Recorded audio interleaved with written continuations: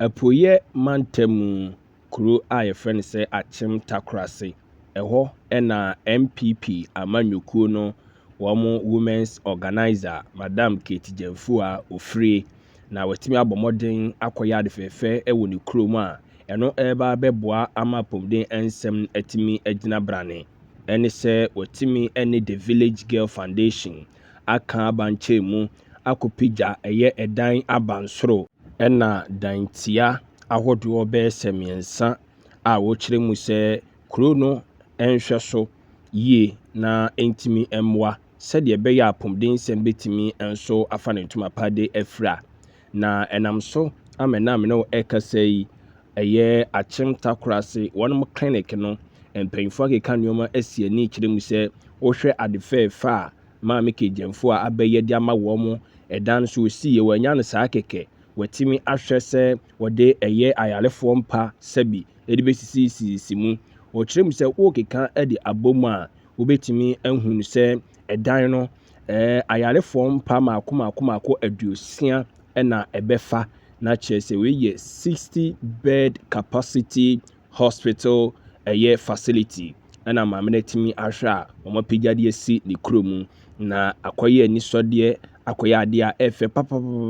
papa a wokɔ Akyem Takrowase deɛ a adehyeɛ no mu nyinaa ne ahemfo no mu wɔn nyinaa so ɛbɔ n'aba so sɛ wɔayɛ adeɛ sɛ mene wo kasa deɛ ahwɛyɛ a wɔn ɛna ɛhwɛ apɔmuden nsɛm ɛsoɔ ne nkorabata yɛ Ghana Health Service wɔtumi adane ɛde ahyɛ mpanyinfoɔ nsa sɛ wɔn nso mfa ɛyɛ ayarehwɛfoɔ mfa wɔn mmra na wɔn yɛ adwuma mfa mmoa sɛdeɛ ɛbɛyɛ a ne kurom adehyeɛ no mu benya apɔmuden mapa ama nneɛma nso atumi akɔ ɛyɛ nkan na wɔn hwɛeɛ ɛma dwabɔ kakra kɔɔ so twɛwuro ne ani nkyerɛ kukudamfoɔ wɔn nyinaa ahemfo no mu mmarahyɛ badwani ɛde ma akwati abato mpɛsua so onumonyamfoɔ Ernest Yaw Kumi wɔn ne monyam bɛtɛ akyire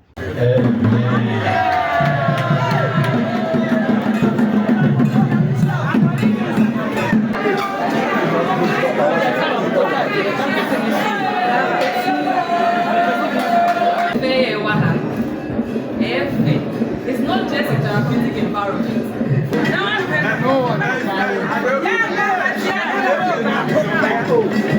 Sani me bana kan ya na yefi asana ye kopie nkan ana na ye nim sene na hatie asana ye ja ho ba ye bu ye nkwanchi ba ye na niam bi enkoyi wa timi decide say adena ye ntimi fa health center no ye nsi facilities bi a ye betimi ama ye polyclinic because na amantem ha nyina na Takrowase hospital na obi aba enti seduru ye nso so a ye se ye nso ye bi no na ma ye si sa facility ward 60 bed ye de ma ya ye de laboratory x-ray ni bi aka ho se na be ya but jo mo ba inspection no na mo kire say da bia ya pagya edan no any facility ni mo adu no on ba de ma ye polyclinic enti na e manage say health center na enameso na etumi aba ba ye polyclinic saa na ye bɔ mpaye sɛ onyame to obi ansɛm a ontumi nya bi mfamwa ekrofo ontumi chiche sika ema obi a enti saa na ma we na ebetumi ayɛ a ɔman no obi a betumi nya ho paso no bɛ yɛ wie aba yɛ wie no wankasa asan twa wani ba emu a na ayɛ awɛko ti de me center health centers na ɛde amon ɔmo so ɔmo hwɛ ni workers no na ɔmo so hwɛ ni yie na ɔmo nsiesia ha yie mme bi anya me ma yɛ nkwane yɛ o kwa tenten a ye betwa yɛ nini aba bɛboa wo akra bibi e beto fom ye betimi aba ne abesiesie ama na omo hwɛ ne yie na omo treat nipa nso yie because aha ebi wa 12 o'clock obi beba ha say baba na bia nipa obe attend to no ni ha enti omo ma difference na because say higher polyclinic no e kire say mpate mu ha ni mu fo nyina e betimi a refer obi aba ha enti omo so omo hwɛ no omo ye ne yie Maybe about 5 years ago, Minimiku ne member. Yeba, and yes, see about the clinica. I had a woman, and see a raha no mono, and me mammy say almost start say, Esi waha. And see a remu ya shy no, baby a man a bell cry toilet ni ho. but me kai say me so achieve wa ha no na ha ye fe pa nti me say na ye den na clinic a ye wo ye wa ha itimi aye say and ye decide say before ye be si we no ye be renovation no cry ntimi mboso sika ye di shemu eye bebre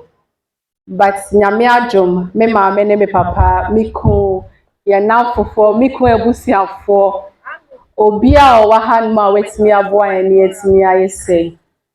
kakra meka ne say hospital we enye NPP and enye NDC for dia Akyem Takrowase for dia politicians you mu da wodo bebre in fact meeting aka say bi ko abegita positions so say na we party no but akonya onu nya no no ade ni botom sika etimi esi sa hospital ye dey acheko na ya seda ana ye dey man e sure no say nyame mo ano no nka no na bebi onya fie no onko so nya bi no nguso emmoa emakro no so emfa ne ntoma pa infra we are why meaning say ko ni benya so mfa so bebre obi okrom na onye sika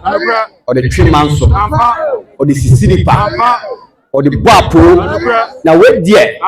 wo se me kakra me wo me franka me nua me franka me ma me franka me Ghana fo me yi makuma me tirim na me gina ho na me manfo me Kate die me yare a betimi akoba bia akosa no yare na me twebe ni hwe me gina me hwe me ma me bi na me hwe me nua bi o yere a impo e bia na kade wontimi nko isanti me ne me ba no ye be hwe se ye be pe be bia obi ho dodo no na bibi ye na oba obi nya yaresa